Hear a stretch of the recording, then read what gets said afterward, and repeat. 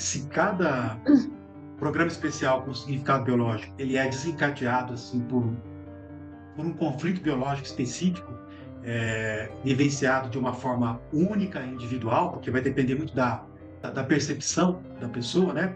Então, isso significa que a experiência do conflito ela vai sempre estar dependendo dessa percepção do indivíduo, é isso? No momento exato do choque, eu vou ter uma percepção, e dependendo da minha percepção, eu vou ter um impacto. Então, digamos assim, vou dar um exemplo bem rápido.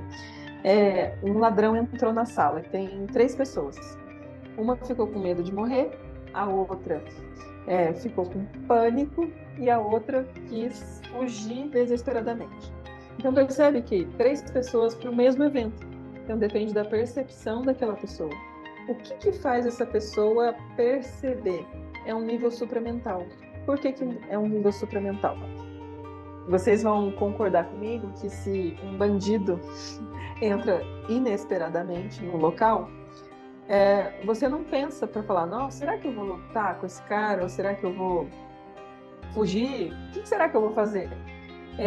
Você decide automaticamente e depois que o trauma passa, você fala, gente, nunca achei que eu fosse para cima do homem, eu fui, bati nele. Ou saí correndo, eu achei que eu ia enfrentar e sair correndo. Ou você acredita que eu caí dura lá e não consegui fazer nada? Que são reações naturais a um trauma nesse caso. Então depende, por que o supramental decide por nós? Porque no nível supramental, nós vamos identificar quais serão as melhores chances de sobrevivência. O nosso cérebro sempre vai buscar a sobrevivência. Então, se naquele momento eu sou faixa preta de karatê, de jiu-jitsu, de krav maga, e o bandido entra, eu tenho recurso para fazer algo, né?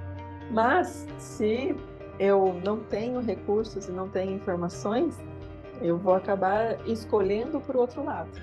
Então, esse nível supramental escolhe por nós, dependendo das condições que estamos envolvidos e do que a gente traz com a gente, tanto que a gente traz com a gente, como o que eu reconheço naquele trauma. Eu entendo que para a gente compreender melhor isso, a gente precisa quebrar alguns paradigmas, né? E então a gente falou basicamente de forma bem sucinta aí sobre a primeira lei. Qual seria então a segunda lei biológica, Fran? A segunda lei, ela vai falar da lei bifásica, que existe uma fase ativa, que é onde eu estou no momento do conflito, e uma fase de cura, que é pós-passado o conflito, quando eu já solucionei aquilo. Então, quando a gente pode identificar o quê? Na fase ativa, muito raramente, em alguns casos eu tenho sintoma, mas é menos. E na fase de cura, que é uma fase mais vagotônica, que a gente chama, que é uma fase mais de relaxamento, porque se o conflito passou, agora eu posso relaxar.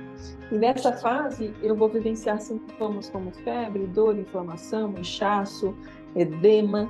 Tem uma primeira fase que é mais edema, de edema, mais de inchaço, de febre, e uma segunda fase que é uma fase mais cicatricial. Do que essas duas fases vão depender? Elas sempre vão depender da intensidade da fase ativa. Por quê? Vamos pensar comigo. Se você teve um corte no seu braço, por exemplo, cortou com a faca.